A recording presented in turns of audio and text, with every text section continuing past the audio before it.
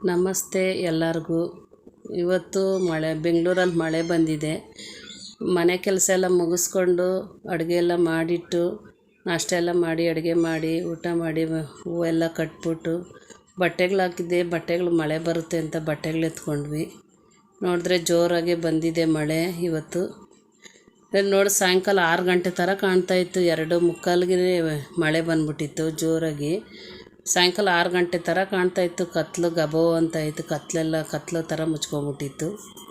ಆಮೇಲೆ ಬೀರೆಲ್ಲ ಕ್ಲೀನ್ ಮಾಡ್ತಾಯಿದ್ದೆ ಅಂದ್ಬಿಟ್ಟು ₹2 ನೋಟ್ ಕಾಣಿಸ್ತು. ಅದು ಸುಮ್ಮನೆ ಒಂದು ಕ್ಲಿಪ್ಪಿಂಗ್ ತಗೊಂಡಿದ್ದೀನಿ. ನಾವು ಸ್ಕೂಲ್ಗೆ ಹೋಗ್ಬೇಕಾದ್ರೆ ಆ ನೋಟಿತ್ತು. ಈಗ ಕಾಣಿಸೋದಕ್ಕೆ ಸಿಗೋದೇ ಇಲ್ಲ ಆ ನೋಟು.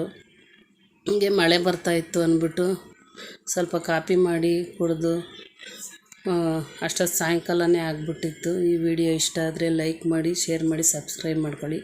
₹2 ನೋಟ್ ಯಾರ್ಯಾರ ಹತ್ರ ಇದೆ ಅಂತ ಕಮೆಂಟ್ ಮಾಡಿ.